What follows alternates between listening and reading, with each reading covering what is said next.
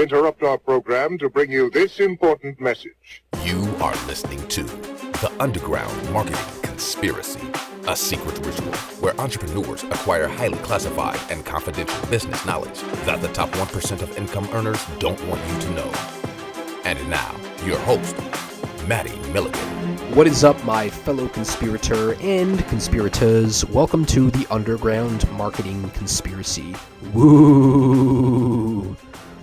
So, I think a week or so back, I had an episode titled something along the lines of landing page hacks to boost opt-ins, something like that. So, this is basically the second edition of that. And it was proven landing page hacks to instantly boost opt-ins. So this episode is more proven landing page hacks to instantly boost opt-ins. And if you haven't listened to that episode, go back and listen to it. I'll briefly summarize the first three. So I think I talked about the first four, but number one was the headline font size is not large enough.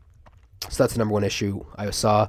Number two was there's no big marketing idea. I have a whole podcast episode on this, so go and check that out as well.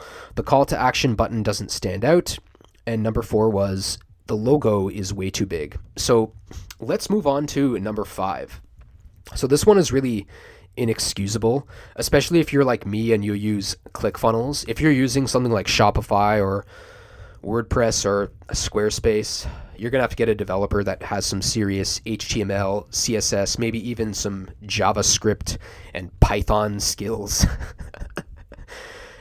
So here's the deal. Number five is weird white space. It's really, I don't know what it is. It's like in ClickFunnels, it's so easy to adjust the margin and the padding in sections and elements and columns and rows.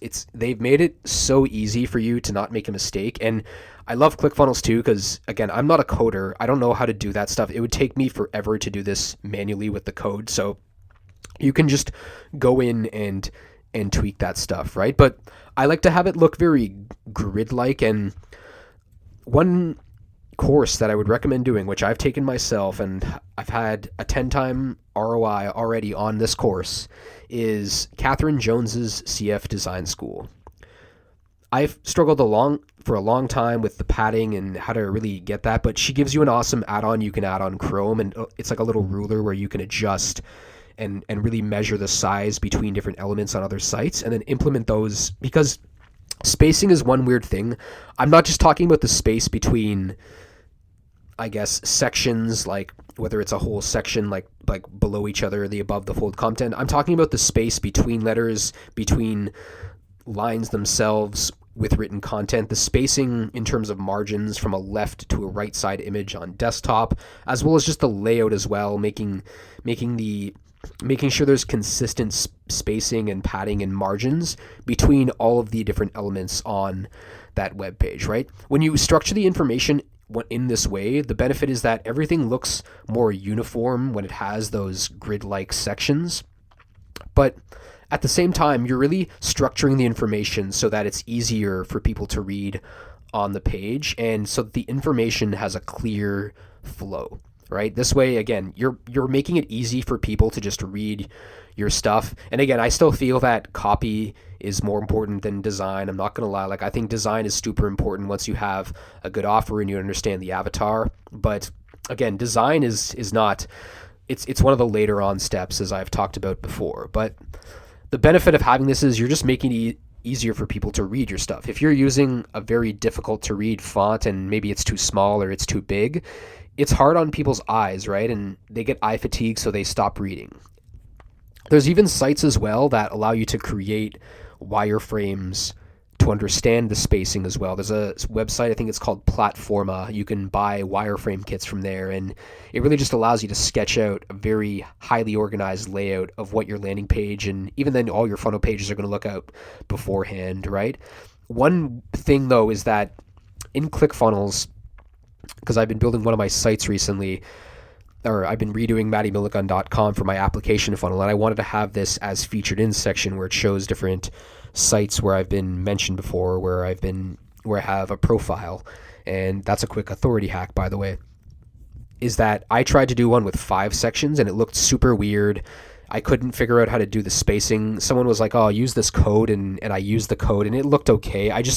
It just didn't look the way I wanted to, so I eventually just went with a 6-section or a 6-column section, so all the content just looked a lot better. So that would just be one tip. If you are using ClickFunnels, then I would just if you are working with 5-column rows, you can go into the ClickFunnels group in Facebook and search for 5-column rows. And I think her name is Bailey Richard. She has a post where she gives you the code to actually fix this. So if you are having issues with those, just go in there, use that code.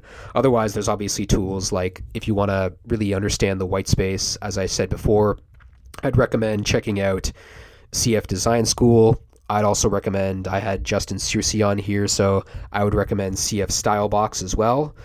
And that would really be, again, so that was number 5 was weird white space. So try to avoid that, and that's going to help you boost your opt-ins. Number 6 is inconsistent font face and type size. All right, so I don't think I've talked about before actually about how typography plays a crucial role in the readability of your text, but your page should really have 2 fonts. Like, have one serif and have one sans serif font. Don't have 4 or 5 different fonts. And even then, when you do have those 2, maximum 3, like maximum have 3 fonts on that page. I like to have my headlines usually in a sans serif font, and then have the smaller copy, the body copy, be in serif font, just because it's easier to read. And there's been research done where people can read a lot faster when they're reading serif script specifically, because it has those little curly ends on everything, so their eyes and their brain are easier. It's easier for them to just read large paragraphs as well, especially for speed reading. It's a lot faster to do that, to just read serif fonts, than it is sans serif fonts. So that's usually what I like to do when it comes to building my landing pages. Like, I use Oswald font a lot for headlines. Like, if you look at a lot of the pages, I use that a lot because I know it looks good, and I've looked at a lot of other sites and they're usually using that font. Open Sans is pretty good. Lato is pretty good. For my stuff, when you look at my main mattymilligan.com, you'll notice that the main headline font I use is Open Sans with bold, and then I believe it's Playfair Display for a lot of the body copy that I use on that page. And when it comes to the sizing, though, this is again where I like to have maybe, I don't know, like 3 or 4 different sizes of type on that one page. Like, nothing more than that, honestly, because when it's inconsistent, you make it hard for people to read. Like, usually what I'll do in my landing pages, I'll have, if I have a pre-headline, something where I'm calling out the avatar, I'm going to have that pretty small.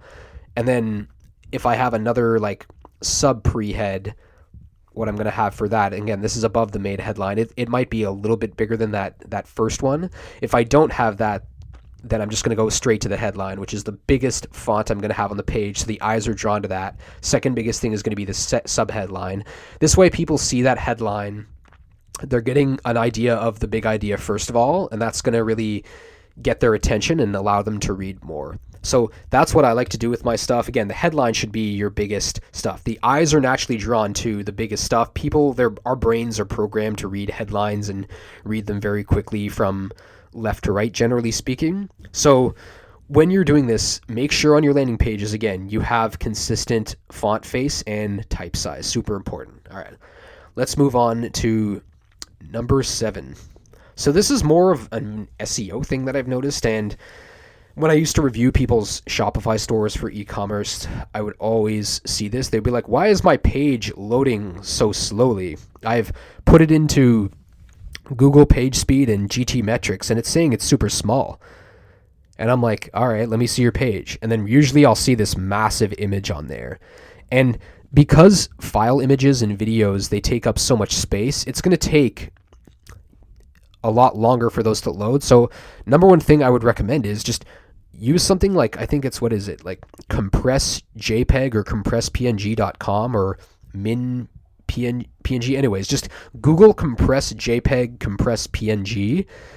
you're going to find that PNGs naturally, because they have transparent backgrounds in some cases, they're going to load slower. So always try to use JPEG files as much as possible to make your page load as fast as possible. And if it's transparent image, you're going to have to use JPEG, but I would use one of those sites to compress it as much as possible. Sometimes it compresses it up to like 95%, and you're just like, whoa, okay. There's also an add-on, I think it's called PerfMap, where it shows you how quickly that specific image, or how it shows you the elements on the page where it's loading quickly and slowly. But usually when people send me stuff, honestly, I'm always going to be like, yeah, like, have you compressed your images? That was one of the biggest things.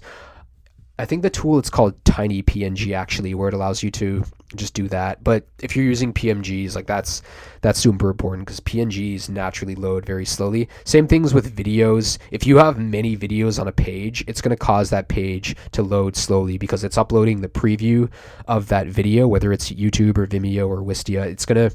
I would recommend using that. There's also ClickFunnels has a good video pop-up option where you can add a little image, and then when someone clicks on it, then it loads the image. So that way it's going to make the initial page load faster, and then if people choose to watch those videos, they can do so. And again, they don't mind waiting a couple of seconds, but that's really going to help you improve your SEO, right? That's the number one thing that I see with a lot of page speed things, is it's usually the images. It's not. Other things would be like excessive JavaScript. That's going to make your page load slowly. So if you have a lot of plugins or apps that are being used and you have a lot of additional custom code you might have added, that's going to make your stuff load a lot slower, right? So keep that in mind. And again, people have such short attention spans. So if they visit your page and doesn't load very quickly, chances are it's one of those things I just mentioned. It's usually your images, right? And that's going to make people leave if it takes more than a couple seconds to load. And that's what I would do as well. And then just some other things you might want to work on as well. On your ClickFunnels, if you're using that, they have, I see a lot of the time too when it comes to SEO, is they have a SEO description section, and so many people don't change that, and they'll send me their landing pages, and right away I see my awesome landing page in the metadata, and I'm like, oh boy, okay, they haven't changed that. So that's always one thing where I make sure that people do that, because obviously when people do find that page, once it starts ranking in Google, it's going to make it a lot easier for them to recognize what your page is about, and they're going to understand what that's about. And you don't necessarily need to submit your website to Google Sitemap for ClickFunnels. I honestly have never done this for Shopify. I probably would, but ClickFunnels, again, I usually send people to ClickFunnels for paid ads, and then I like to have a Shopify store for e-commerce just for long-term SEO, so that it ranks for certain keywords once the brand really gets out of there. But those were the top 3 that I want to talk about today. I'll have another episode in the future about this as well, and we'll go through the last few that I have, but that's essentially 3 quick tips. I'm sure you could use each of those today on your landing pages. If you're having people register for whatever it is, if it's a webinar, if it's a free PDF, if it's a cheat sheet, if it's a video series, whatever it is, use those things for your landing pages, and I can virtually guarantee you will improve conversion rates, which will allow you to acquire more customers and ultimately make more money and grow your business. Hope you enjoyed today's episode of the Underground Marketing Conspiracy. If you did, I want you to consider subscribing, consider going back and listening to many other episodes. I talked about a few today. The big marketing idea was one, and going back and listening to the original episode where I gave the first 4 landing page hacks that you can use to boost opt-ins on your pages. My name is Matty Milligan, and I will see you next time on another episode of the Underground Marketing Conspiracy.